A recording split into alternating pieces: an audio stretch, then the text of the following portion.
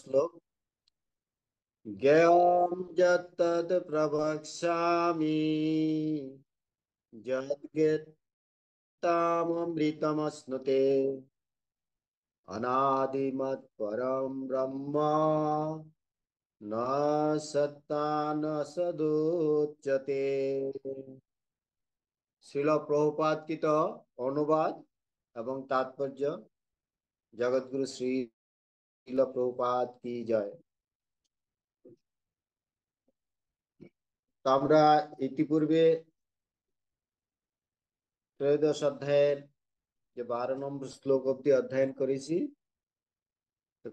অন্তিম শ্লোকে 8 থেকে 12 নম্বর শ্লোকে আমরা যে ভগবানের ভক্তের যে গুণাবলীর কথা বর্ণনা করা হয়েছে, এখানে 20টা গুণের কথা বলা হয়েছে। তার মধ্যে বিশেষ একটি গুণের কথা বলা হয়েছে যে মই চ অনন্য ভক্তি যোগেন ব্যভিচারিণী। এই যে ভক্তি যোগ, এই ভক্তি যোগকে বিশেষ করে প্রাধান্য দেওয়া হয়েছে। তো তার পূর্বে যে আমাদের জীবের যে প্রকৃত স্বরূপ, আত্মার স্বরূপ বা পরমাত্মার স্বরূপ, সেগুলো আলোচনা করা হয়েছে। তো আজ থেকে আমরা আলোচনা করব যে ক্ষেত্রজ্ঞের ক্ষেত্রের স্বভাব সম্বন্ধে ব্যাখ্যা করা হবে। এখানে আপনার অনুবাদ দেখুন। শ্রীল প্রভুপাদ বলছেন, আমি এখন জ্ঞাতব্য বিষয় সম্বন্ধে বলবো, যা জেনে অমৃতত্ব লাভ করা হয়। সেই জ্ঞেয় বস্তু অনাদি ও আমার আশ্রিত, তাকে বলা হয় ব্রহ্ম এবং তা কার্য ও কারণের অতীত। ভগবান শ্রীকৃষ্ণ এখানে বলছেন যে আমি যে এখন যে জ্ঞানের বিষয়ের কথা আলোচনা করব, তার পরবর্তী শ্লোক থেকে আলোচনা হবে। তো সেটা আমরা অমৃত তত্ত্ব লাভ করতে পারবো। অমৃত তত্ত্ব মানে আমাদের যে চিন্ময়ত্ব স্বরূপ তত্ত্ব, জীবের যে প্রকৃত স্বরূপ, ভগবানের সাথে যে আমাদের নিত্য সম্পর্ক তত্ত্ব, সেটা আমরা যথাযথভাবে উপলব্ধি করতে পারবো। এবং সেই জ্ঞান, সেই জানার বিষয়বস্তু হচ্ছে অনাদি, এবং সেই বস্তু হচ্ছে ভগবান বলছেন তা আমারই আশ্রিত। আর তাকেই বলা হয় ব্রহ্ম। ব্রহ্ম মানে চিন্ময় তত্ত্ব, যা নিত্য সনাতন এবং তার কার্য ও কারণের অতীত। ছিল প্রভুপাদকৃত তাৎপর্য। পরমেশ্বর ভগবান ক্ষেত্র ও ক্ষেত্রজ্ঞ সম্বন্ধে ব্যাখ্যা করেছেন। ক্ষেত্র ও ক্ষেত্রজ্ঞ সম্বন্ধে আমরা প্রথম দিকে শ্লোকে পেয়েছি। ক্ষেত্র সম্বন্ধে দেহকে ক্ষেত্র বলা হয়েছে, আর ক্ষেত্রজ্ঞ সম্বন্ধে যিনি দেহের মালিক বা আত্মাকে বলা হয়েছে। আর যেখানে আমাদের এই দেহে দুইজন ক্ষেত্রজ্ঞ আছেন। একজন ক্ষেত্রজ্ঞ হচ্ছেন আমাদের জীব আত্মা, আর তার পাশে আছেন পরমাত্মা। পরমাত্মা হচ্ছে পরম ক্ষেত্রজ্ঞ।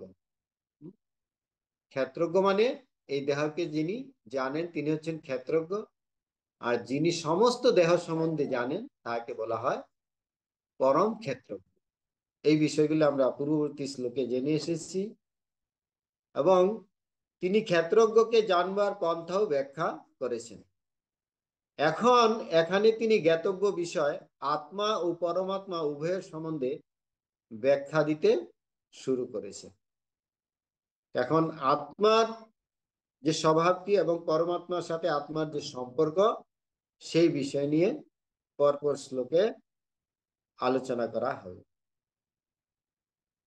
আত্মা ও পরমাত্মা উভয় ক্ষেত্রজ্ঞ সম্বন্ধে জানবার মাধ্যমে জীবের অমৃতের আস্বাদন করা যায়।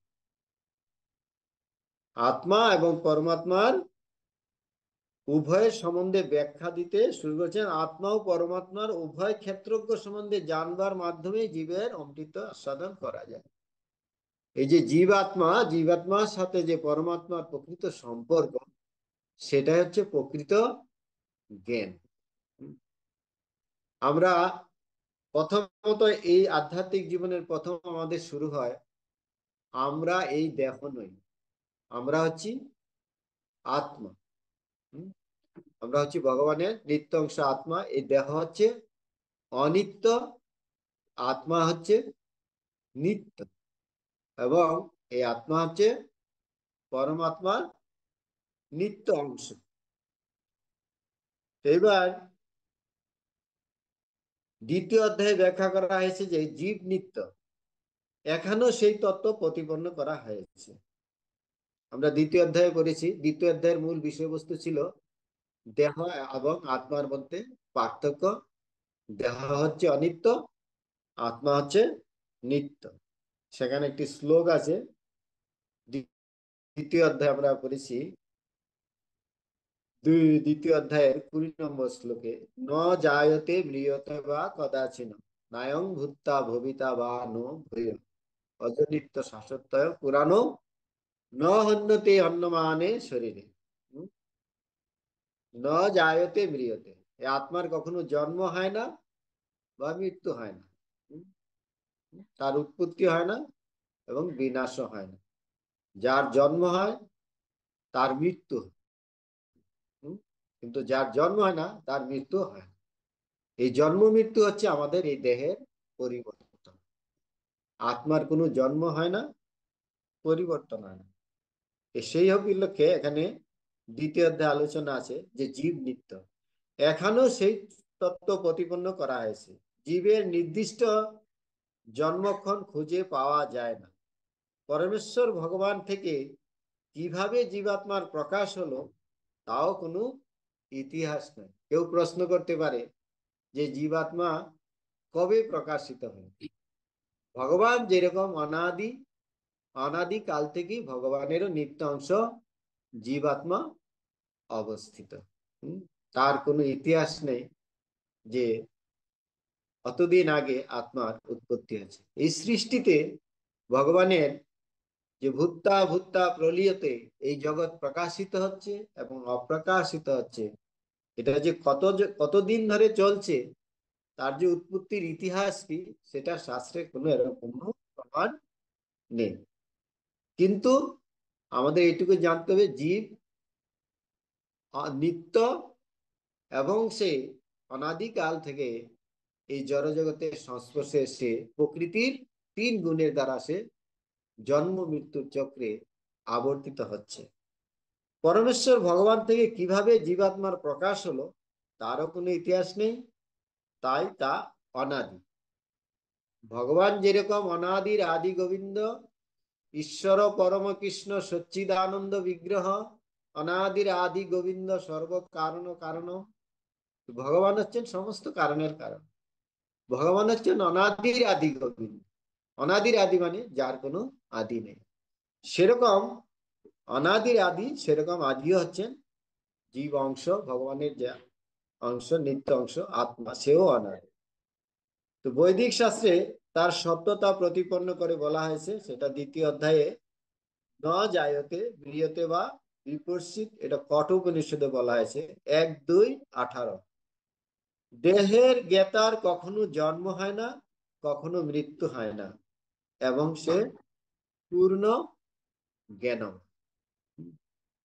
তাহলে এখানে আমরা জানতে পারলাম, এটা দ্বিতীয় অধ্যায়ের বিষয়বস্তু এখানে পুনরাবৃত্ত করা হচ্ছে, যে এই দেহের যে জ্ঞাতা, এই দেহের জ্ঞাতাকে, এই দেহের জ্ঞাতা হচ্ছে আত্মা। এই আত্মার কখনো জন্ম হয় না বা তার কখনো মৃত্যু হয় না, সে পূর্ণ জ্ঞানময়। পরমাত্মা রূপে পরমেশ্বর ভগবান সম্বন্ধে বৈদিক শাস্ত্রে শ্বেতসত্তর উপনিষদে 6:16 বলা হয়েছে, প্রধান ক্ষেত্রজ্ঞ প্রতির গুণেশ, তিনি প্রধান ক্ষেত্রজ্ঞ এবং জড় প্রকৃতির 3টি গুণের নিয়ম। কিন্তু পরমেশ্বর ভগবান তিনি হচ্ছেন পরম নিয়ন্ত্রা, তিনি হচ্ছেন জড়া প্রকৃতিরও নিয়ন্ত্রা, তিনি হচ্ছেন পরম ক্ষেত্রজ্ঞ। আমরা পূর্বে আলোচনা করে আছি, জীব হচ্ছে তার দেহের ক্ষেত্রজ্ঞ, আর পরমাত্মা হচ্ছে সমস্ত জীব দেহের পরম ক্ষেত্রজ্ঞ। এবং এই যে জড়া প্রকৃতি, এই জড়া প্রকৃতি তার নিয়ন্ত্রণে পরিচালিত হচ্ছে। ভগবদ গীতাতে বলা আছে, মায়া দক্ষিণ প্রকৃতি শ্রুয়তে সচরাচর হেতু নানেন কুন্তেয় জগত বিপরিবর্ততে। এই আমার অদক্ষতার দ্বারাই এই জড়া প্রকৃতি প্রতিনিয়ত সৃষ্টি হচ্ছে, তার কার্য সাধিত হচ্ছে এবং তার ধ্বংস হচ্ছে। এই সৃষ্টি স্থিতি প্রলয় তার ভগবানের নির্দেশে সমস্ত কিছু হচ্ছে। দৈবী মায়া শক্তি সে কখনো সরাসরি ভাবে কোনো কার্য করতে পারে না। সেটা ভগবান বলছেন মায়া দেখশন প্রকৃতি। আমাদের আমাদের আমার অদক্ষতার দ্বারাই এই জড়া প্রকৃতি পরিচালিত হচ্ছে। এইভাবে জীব নিত্যকাল ধরে পরমেশ্বর ভগবান সেবা করে চলেছে। স্মৃতি শাস্ত্রে বলা হয়েছে, দাসভূত হরিরেব নানন্য শৈব কদাচন। জীব নিত্যকাল ধরে পরমেশ্বর ভগবানের সেবা করে চলেছে। সেই কথা চৈতন্য মহাপ্রভু তার উপদেশাবলিতে প্রতিপন্ন করেছেন। তো এই শ্লোকে যে ব্রহ্মের উল্লেখ করা হয়েছে তা জীবাত্মা সম্বন্ধে। এই জীবাত্মা সবসময় ভগবানের নিত্য অংশ এবং তার স্বরূপ কি? তার স্বরূপ হচ্ছে ভগবানের নিত্য দাস। জীবের স্বরূপ হয় কৃষ্ণের নিত্য। এই যে জীব ভগবান এবং ভগবানের সাথে যে তার নিত্য সম্পর্ক, তার সেবাটাও নিত্য। এইভাবে জীব নিত্যকাল ধরে ভগবানের সেবায় প্রতিনিয়ত সে যুক্ত আছে এবং সে এই জড় জগতে হোক বা চিন্ময় জগতে হোক, উভয় জগতে ভগবানের সাথে জীবের এই সম্পর্ক, দাসত্ব সম্পর্ক রয়েছে। জীব ভগবানের সেবা করতে পারে, নাও করতে পারে, কিন্তু তাকে কারো না কারো দাসত্ব স্বীকার করতেই হবে। হয় সে ভগবানের দাসত্ব করবে, নয় সে মায়ার দাসত্ব করবে। আমরা যদি ভগবানের দাসত্ব না করি, ভগবানের সেবা না করি, তাহলে আমাদেরকে মায়ার সেবায় যুক্ত থাকতে হবে। আর তাতে আমাদেরকে জন্ম মৃত্যুর চক্রে বারবার পুনরাবর্তিত হতে হবে। কিন্তু যারা ভগবানের সেবায় যুক্ত হবেন, ভগবানের নিত্য সেবায় যুক্ত হবেন, তারা ভগবানের নিত্য ধাম প্রাপ্ত হবে। ভগবানের নিত্য ধাম কিরকম?